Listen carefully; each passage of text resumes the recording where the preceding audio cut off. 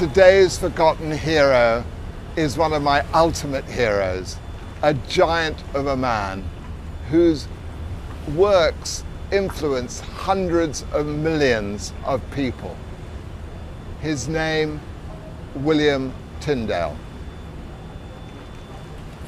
In 1516, Erasmus's Greek New Testament arrived in England, heralding the Reformation. The only Bible available to people at the time was the Latin Vulgate Bible, but hardly anybody could read Latin. John Wycliffe, 135 years earlier, had translated the Latin Vulgate Bible into English, but since then the church had done everything it could to destroy every single copy. Tyndale was born in 1494 in Gloucestershire.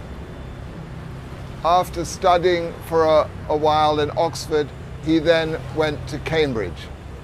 And then in 1521, he went to be a tutor at little Sodbury Manor in Gloucestershire. He looked after 2 children, and he was able to eat meals with his employer and was able to have lots of conversations with local gentry and local clergy. He found the clergy to be incredibly ignorant. One learned man that he was speaking to said that it would be better not to have God's laws than not to have the Pope's. Tyndale, understandably, got really annoyed with him. I mean, what an incredible statement this man made. Tyndale responded by saying, "If God lets me live ere these many years, I will make sure that the boy who drives the plough will know more of the scriptures than you do." And he made good this amazing promise.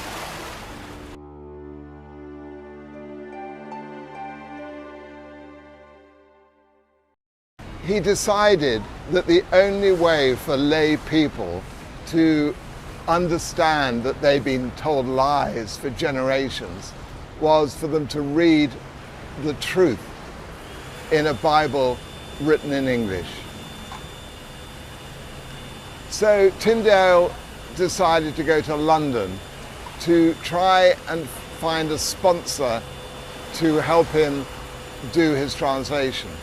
He approached the Bishop of London, Tunstall, and asked him for help, but he soon understood that the last thing that the church wanted was a Bible translated into English. Tyndale explained it this way. He said, the church wants to keep the world in darkness, to control the consciences of the people through vain superstitions and false teachings, to satisfy their filthy lusts, their proud ambition, their insatiable covetousness, and to exalt their own honor even above God himself. Tyndale understood that it was too dangerous to translate the Bible in this country. Had he tried without the permission of a bishop, he would have been executed. So he decided to go to the continent, and he left England in 1524, never to return.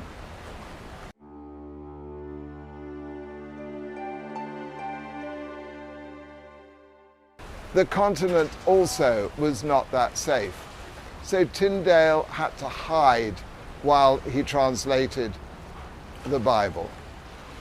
When the Bible was ready for printing, he went to Cologne, but unfortunately there was an enemy of the Reformation there who discovered what he planned, and he reported him to the authorities. Fortunately, Tyndale got wind of what was happening, and he was able to escape together with his papers. And he finally had his New Testament printed in 1526.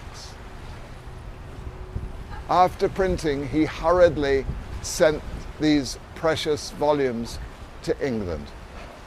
He sent them with the Hanseatic merchants who wrapped them up in cloth on board their ships. And they came and landed their precious cargo right here in the Steel Yard in London. And they were taken from here and stored in the merchants' warehouses just up here. Can you imagine that this is the place, the exact place where the first Tyndale Bible came to this country? I'm always amazed when I come here.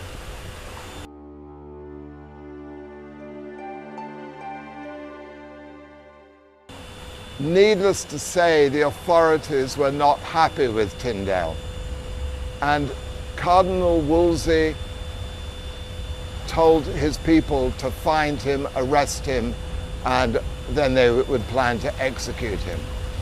Tyndale published several other works, and in 1530 he published the Pentateuch, the first 5 books of the Old Testament.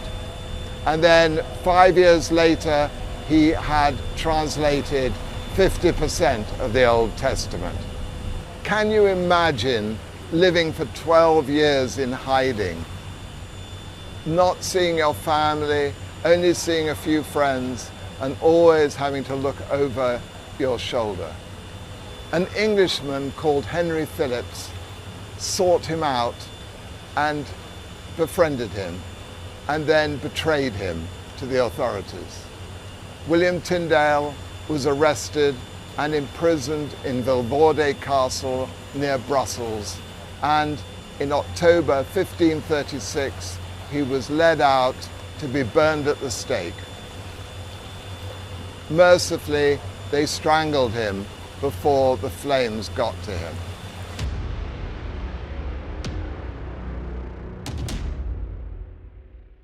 What Tyndale achieved was incredible. In his lifetime, he became fluent in 8 languages. In order to translate the Bible, he invented many, many words and phrases that are commonplace in our language today. Phrases like, "Let there be light," "the powers that be," "sign of the times," and many, many more, which are part of our language.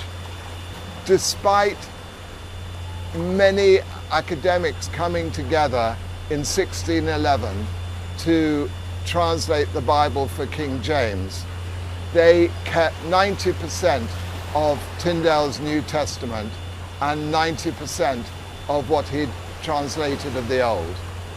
William Tyndale was an extraordinary man, and we owe him a huge debt for giving up his life so that we might be able to read the Bible. Please never take the Bible for granted. He was also a man who was not afraid to challenge the culture of his time. Let us do the same. Let us be culture changers.